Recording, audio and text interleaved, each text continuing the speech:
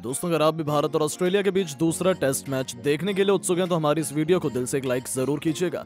दोस्तों, दूसरे test match के पहले दिन भारतीय गेंदबाजों के सामने नतमस्तक हुआ पूरा ऑस्ट्रेलिया। बुमराह और मोहम्मद सिराज के कहर के आगे ध्वस्त हुई पूरी टीम और दूसरे दिन मैदान पर उतरते ही रोहित शर्मा और यशस्वी जायसवाल ने मचाया तांडव। इसके बाद विराट कोहली और ऋषभ पंत ने भी ऑस्ट्रेलियाई गेंदबाजों की धज्जियां उड़ाने में कोई कसर नहीं छोड़ी। तो आखिर कैसे दूसरे दिन ही भारत ने एडिलेड में लिख दी जीत की दास्तान। दोनों टीमों के बीच खेले जा रहे रोंगटे खड़े कर देने वाले मुकाबले की पूरी हाईलाइट तो हम आपको जरूर दिखाएंगे, लेकिन उससे पहले आपको क्या लगता है, रोहित शर्मा, विराट कोहली और ट्रेविस हेड में कौन सबसे खतरनाक बल्लेबाज है? नीचे कमेंट करके जरूर बताइएगा। दोस्तों, भारत और ऑस्ट्रेलिया के बीच 5 मैचों की टेस्ट सीरीज का पहला टेस्ट मुकाबला पर्थ क्रिकेट स्टेडियम में खेला गया, जहां भारतीय टीम ने 295 रनों से ऐतिहासिक जीत दर्ज की। लेकिन अब दूसरा मुकाबला एडिलेड के मैदान पर शुरू हो चुका है। सिक्का उछाला गया तो भारतीय कप्तान रोहित शर्मा ने जीता था, लेकिन उन्होंने पहले ऑस्ट्रेलिया को बल्लेबाजी करने के लिए आमंत्रित किया और खुद गेंदबाजी करने का फैसला किया। जब ऑस्ट्रेलिया के खूंखार ओपनर बल्लेबाज मैदान पर उतरे तो हौसले से बुलंद नजर आ रहे थे। संभल कर बल्लेबाजी कर रहे थे, भारतीय गेंदबाजों का डटकर सामना कर रहे थे। उस्मान ख्वाजा बेहतरीन फॉर्म में दिखाई दे रहे थे, लेकिन जसप्रीत बुमराह की खतरनाक गेंदबाजी के आगे ओपनर उनके बल्लेबाज ज्यादा देर तक मैदान पर टिक नहीं सके। भारत के 2 विकेट बहुत जल्द गिर गए, लेकिन लबुशेन और स्टीव स्मिथ ने मिलकर अपनी टीम की पारी को संभालकर आगे बढ़ाया। ये दोनों बल्लेबाज सिराज के आगे घुटने टेक बैठे। भारतीय टीम पहले दिन ही मैच में हावी हो गई। केवल 50 रनों के स्कोर पर ही 4 विकेट टीम इंडिया को मिल गए। उसके बाद एक बार फिर आया जसप्रीत बुमराह का तूफान। उन्होंने ट्रेविस हेड से लेकर मिचेल मार्श, यहां तक कि एलेक्स कैरी और कमिंस को अपनी गेंद से खूब नाच नचाया और उन्हें पवेलियन का रास्ता दिखा दिया। आपको बता दें, ऑस्ट्रेलिया की पूरी टीम केवल 110 रनों के स्कोर पर ऑल आउट हो गई और भारतीय टीम ने पहले दिन ही मैच में दबदबा बना लिया। इसके बाद भारत की तरफ से रोहित शर्मा और यशस्वी जायसवाल बल्लेबाजी करने के लिए मैदान पर उतरे। इन दोनों खिलाड़ियों ने ऑस्ट्रेलियाई गेंदबाजों की धज्जियां उड़ाना शुरू कर दी। रोहित शर्मा ने ओवर की 5वीं गेंद पर करारा प्रहार करते हुए पॉइंट के ऊपर से शानदार छक्का लगाकर अपना खाता खोला। वहीं जायसवाल ने दूसरे ओवर की 3री गेंद पर बेहतरीन कवर ड्राइव लगाकर चौका बटोरा और अपना खाता खोला। दोनों बल्लेबाज मैदान पर पूरी तरह से सेट हो चुके थे। ऑस्ट्रेलियाई गेंदबाजों की जमकर कुटाई कर रहे थे। टीम इंडिया का स्कोर पहले दिन ही रॉकेट की रफ्तार की तरह आगे बढ़ रहा था। दोनों खिलाड़ियों के बीच 100 रनों की साझेदारी भी पूरी हो चुकी थी। रोहित शर्मा केवल 60 गेंद में अपना अर्धशतक लगा चुके थे। वहीं जायसवाल भी 52 रन बनाकर पहले दिन खेल रहे थे। टीम इंडिया का स्कोर 40 ओवर में 120 रनों तक पहुंच चुका था और पहले दिन का खेल यहीं पर समाप्त हो चुका था। दूसरे दिन का खेल शुरू हुआ तो एक बार फिर रोहित शर्मा और यशस्वी जायसवाल मैदान पर उतरे।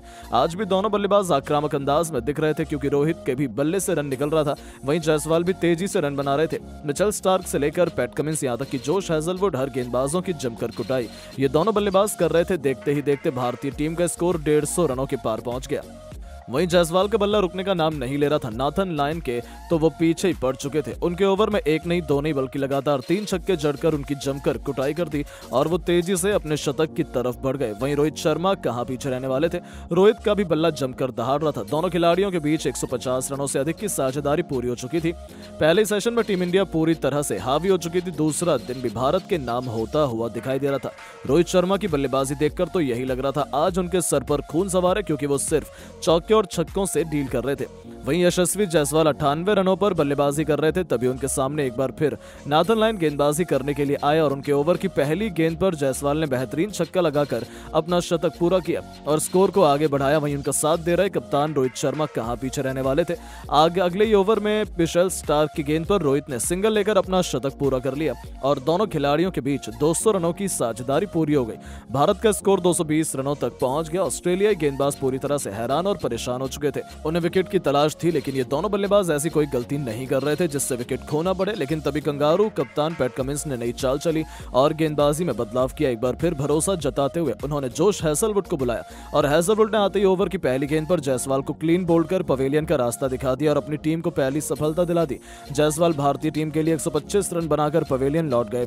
टीम इंडिया को पहला झटका 260 रनों के स्कोर पर लग गया, लेकिन रोहित शर्मा अभी भी मैदान पर टिके हुए थे। उनका साथ देने के लिए अब मैदान पर विराट कोहली आ चुके थे, लेकिन तब तक इसी ओवर की अंतिम गेंद पर रोहित शर्मा भी अपना विकेट खो बैठे और भारतीय टीम को बैक टू बैक एक ही ओवर में 2 झटके लग गए। रोहित शर्मा टीम के लिए 115 रन बनाकर पवेलियन लौट गए। विराट अभी मैदान पर आए हुए थे। अब उनके साथ देने के लिए ऋषभ पंत आ चुके थे। इन दोनों खिलाड़ियों के कंधों पर टीम इंडिया की पूरी जिम्मेदारी आ चुकी थी। शुरुआत में दोनों बल्लेबाज नर्वस नजर आ रहे थे। टीम के स्कोर को धीरे धीरे आगे बढ़ाकर 300 के पार लेकर गए। उसके बाद विराट कोहली का बल्ला जमकर दहाड़ना शुरू कर दिया। लंच ब्रेक के बाद जब एक बार फिर विराट कोहली और ऋषभ पंत मैदान पर उतरे तो ऑस्ट्रेलियाई गेंदबाजों की धज्जियां उड़ाने लगे। विराट कोहली का बल्ला तो रुकने का नाम नहीं ले रहा था। देखते ही देखते इन दोनों खिलाड़ियों के बीच अर्धशतकीय साझेदारी हो गई। वही ऋषभ पंत भी कोहली का भरपूर साथ निभा रहे थे। विराट कोहली ने मिशेल स्टार्क के ओवर में एक नहीं दो नहीं बल्कि लगातार 3 चौके जड़कर उनके होश उड़ा दिए। भारत का स्कोर रॉकेट की रफ्तार की तरह आगे बढ़ने लगा। ये दोनों बल्लेबाज टेस्ट नहीं T20 के अंदाज में बल्लेबाजी कर रहे थे। 45 ओवर में टीम इंडिया का स्कोर 360 रनों तक पहुंच चुका था। वहीं विराट कोहली अपने अर्धशतक के करीब थे और देखते ही देखते उन्होंने भी अपना 50 पूरा कर लिया। उनकी बल्लेबाजी देखकर ऋषभ पंत कहां पीछे हटने वाले थे। गेंदबाजी करने आए जोश हेजलवुड को ऋषभ पंत ने ऐसा धोया कि वो यह ओवर कभी नहीं भूल पाएंगे। ऋषभ पंत एक नहीं दो नहीं बल्कि लगातार 3 छक्के और 3 चौके जड़कर उनकी धज्जियां उड़ा दी और इसी के साथ उन्होंने भी अपना 50 पूरा कर लिया। पंत और कोहली के बीच 100 रनों की वहीं टीम इंडिया का स्कोर 400 रनों के पार पहुंच गया। भारतीय टीम मैच में पूरी तरह से हावी हो गई। टी ब्रेक के बाद एक बार फिर ये दोनों बल्लेबाज मैदान पर उतरे। अंतिम सेशन में एक बार फिर इन दोनों खिलाड़ियों से काफी उम्मीदें थी। वहीं विराट कोहली धीरे धीरे अपने शतक की तरफ बढ़ रहे थे। उनका साथ ऋषभ पंत भी भरपूर निभा रहे थे। भारतीय खेमा भी दोनों की बल्लेबाजी देखकर खुशी से झूम रहा था। टीम इंडिया एडिलेड के मैदान में पूरी तरह से हावी हो चुकी थी। विराट कोहली का बल्ला रुकने का नाम नहीं ले रहा था। वो सिंगल डबल नहीं बल्कि चौके और छक्कों से डील कर रहे थे। देखते देखते विराट कोहली 99 रनों के स्कोर पर पहुंच गए और फिर उन्होंने एक बेहतरीन सिंगल लेकर अपना शतक पूरा किया और ऑस्ट्रेलिया के गेंदबाजों को मुंह तोड़ जवाब दिया। उनकी बल्लेबाजी देखकर ऋषभ पंत कहां पीछे रहने वाले थे। वो भी तेजी से रन बनाना शुरू कर दिए। टेस्ट को T20 में अंदाज में खेल रहे अंतिम सेशन खत्म होने वाला था। हर कोई यही चाह रहा था कि ऋषभ पंत भी अपना शतक लगा ले और ठीक वही हुआ। ताबड़तोड़ बल्लेबाजी करते हुए ऋषभ पंत ने भी महज 104 गेंदों में अपना शतक पूरा कर लिया। इस पारी को उन्होंने 6 गगनचुंबी छक्के और 4 चौके की मदद से सजाया। वहीं भारतीय टीम का स्कोर 500 रनों के बेहद करीब आ गया। टीम इंडिया मैच में पूरी तरह से बढ़त बना चुकी थी। दूसरे दिन का खेल खत्म होने तक भारतीय टीम का स्कोर 2 ओवर पर 510 रनों तक पहुंच गया। विराट कोहली 130 रनों पर बल्लेबाजी कर रहे थे तो वहीं ऋषभ पंत भी 105 रन बनाकर मैदान पर उनका साथ निभा रहे थे। अब हर किसी की निगाहें तीसरे दिन पर टिकी हुई थी। ये दोनों बल्लेबाज भारत के स्कोर को कितना आगे लेकर जाते हैं। लेकिन दोस्तों, अब आपको क्या लगता है, भारतीय टीम दूसरा टेस्ट मैच भी जीत पाएगी या नहीं? अपनी राय नीचे कमेंट करके जरूर बताएं और ऐसी शानदार खबरों के लिए चैनल को सब्सक्राइब जरूर करें। धन्यवाद। चाहते हैं कि आपकी पसंदीदा टीम इस बार आईपीएल में चैंपियन बने तो वीडियो को लाइक जरूर कीजिएगा।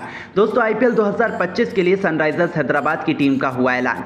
मालकिन काव्या मारन ने कई बड़े बदलाव करते हुए अपनी टीम का ऐलान कर दिया है। जी हां दोस्तों, आईपीएल 2025 की नीलामी का समापन हो चुका है, जहां पर तमाम टीमें मजबूत बन चुकी हैं। ऐसे में आईपीएल 2024 की फाइनलिस्ट टीम हैदराबाद की टीम भी काफी ज्यादा मजबूत बन चुकी है। इस दौरान मालकिन काव्या मारन ने इस बार के आईपीएल 2025 के लिए अपनी टीम का ऐलान कर दिया है और टीम के अंदर कई बड़े बदलाव कर दिए हैं, जिनको देखकर आप भी रह जाएंगे दंग। तो आखिरकार काव्या मारन ने आईपीएल 2025 के लिए नीलामी में किन खिलाड़ियों को शामिल किया है, ये तो आपको बताएंगे ही। साथ में पूरी प्लेइंग 11 के बारे में भी अब हम आपको बताने वाले हैं, तो जानने के लिए वीडियो को पूरा एंड तक जरूर देखिएगा।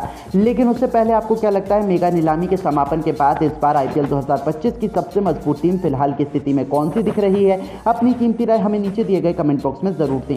दोस्तों, जैसा कि आपको पता है, आईपीएल 2025 की नीलामी अब समाप्त हो चुकी है, जहां पर बड़ी नीलामी में तमाम टीम ने अपने कोर को मजबूत करने का कार्य किया है। इस दौरान आईपीएल की बड़ी नीलामी में हैदराबाद की टीम ने भी दिग्गज खिलाड़ियों को अपनी टीम के अंदर शामिल कर लिया है, जिसके चलते इस बार भी फाइनल में पहुंचने की उम्मीद हैदराबाद की टीम से की जा रही है। ऐसे में अब पिछले साल की फाइनलिस्ट टीम हैदराबाद की टीम की मालकिन काव्या मारन ने टीम का ऐलान कर दिया है। इस दौरान मालकिन काव्या मारन ने सबसे पहले ओपनिंग करने के लिए अभिषेक शर्मा को शामिल किया है, जिनको हैदराबाद की टीम ने 14 करोड़ रुपए में रिटेन किया था। ऐसे में अब एक बार फिर से वो टीम के लिए ताबड़तोड़ शुरुआत करते हुए दिखाई देंगे। इसके अलावा दूसरे सलामी बल्लेबाज के तौर पर ट्रेविस हेड को खेलने का मौका मिलेगा, जिन्होंने पिछले आईपीएल में जबरदस्त प्रदर्शन कर हैदराबाद की टीम को फाइनल में पहुंचा दिया था। ऐसे में अब एक बार फिर से हैदराबाद की टीम के लिए 14 करोड़ रुपए में रिटेन तहलका मचाते हुए दिखाई देने वाले हैं। इसके अलावा तीसरे नंबर पर बल्लेबाजी करने के लिए मालकिन काव्या मारन ने ईशान किशन को शामिल किया है, जिनको 11.25 करोड़ रुपए देकर टीम में नीलामी के जरिए खरीदा गया है और अब वो खेलते हुए दिखाई देने वाले हैं। इसके अलावा मालकिन काव्या मारन ने 4 नंबर पर बल्लेबाजी करने के लिए विकेटकीपर हेनरिक क्लासेन को शामिल किया है, जिन्होंने अब अपने प्रदर्शन से सभी को प्रभावित किया था। ऐसे में अब इनको 23 करोड़ रुपए में विकेटकीपर की भूमिका के तौर पर पहले रिटेंशन के तौर पर शामिल किया गया है, जिनसे अब बेहतर प्रदर्शन की उम्मीद की जा रही है। इतना ही नहीं, ऑलराउंडर के तौर पर नीतीश रेड्डी को एक बार फिर से टीम के अंदर मालकिन काव्या मारन ने शामिल कर लिया है, जिनका पिछले साल शानदार प्रदर्शन करने के बाद इस साल 6 करोड़ रुपए में रिटर्न कर लिया गया है, जो अब एक बार फिर से प्रभावित कर सकते हैं। इसके अलावा बल्लेबाज के तौर पर अभिनव मनोहर को काव्या ने 3 करोड़ 20 लाख रुपए देकर नीलामी में खरीदा है, जिनसे अब मध्य क्रम में बेहतरीन बल्लेबाजी करने की उम्मीद की जा रही है। इसके अलावा स्पिनर के तौर पर एडम जंपा को टीम के अंदर शामिल कर लिया गया है, जो टीम के लिए बेहतरीन गेंदबाजी करते हुए दिखाई देने वाले हैं और सभी को प्रभावित करते हुए दिखाई देंगे। इसके अलावा मालकिन काव्या ने तेज गेंदबाज के तौर पर सबसे पहले मोहम्मद शमी को शामिल किया है, जिन्होंने 10 करोड़ रुपए में अपनी जगह पक्की की थी, जो टीम के लिए अब एक बार फिर से मुख्य भूमिका निभाते हुए दिखाई देने वाले हैं। इतना ही नहीं, इनका साथ देने के लिए मालकिन काव्या ने कप्तान पैट कमिंस को शामिल किया है, जिन्होंने पिछले साल अपनी शानदार कप्तानी और गेंदबाजी के जरिए हैदराबाद की टीम को फाइनल